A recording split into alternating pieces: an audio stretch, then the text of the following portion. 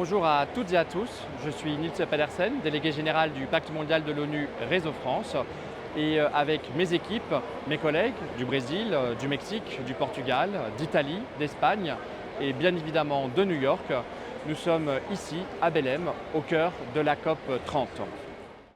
Début novembre, nous étions réunis à Paris, au ministère de la Transition écologique, avec le Comité 21, l'AFNU et d'autres partenaires, pour dresser un premier bilan des 10 années qui ont suivi l'accord de Paris, mais aussi pour identifier les nombreux défis qui nous attendent, alors même que les conséquences du réchauffement climatique se font ressentir et sont palpables pour des milliers de femmes et d'hommes partout dans le monde.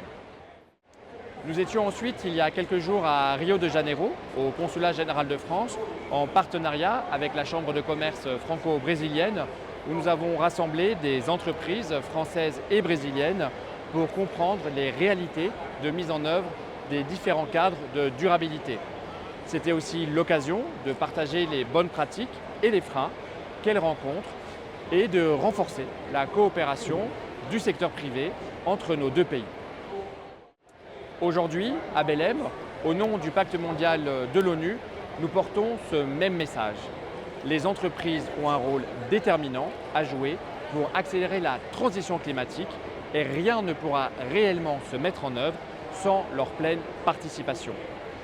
Par leur capacité d'innovation et bien plus encore d'investissement, par leur influence dans les chaînes de valeur ou encore au travers de leur ancrage territorial et local, elles sont des acteurs incontournables de la réussite de l'agenda 2030, des 17 objectifs de développement durable et de l'accord de Paris.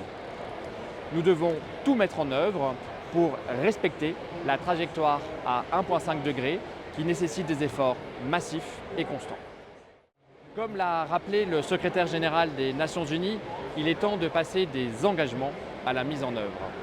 Cette COP 30 doit permettre d'aboutir à un plan d'action mondial, transformateur et crédible dans lequel chacun et chacune aura son rôle à jouer. Alors, ensemble, faisons vivre cette ambition.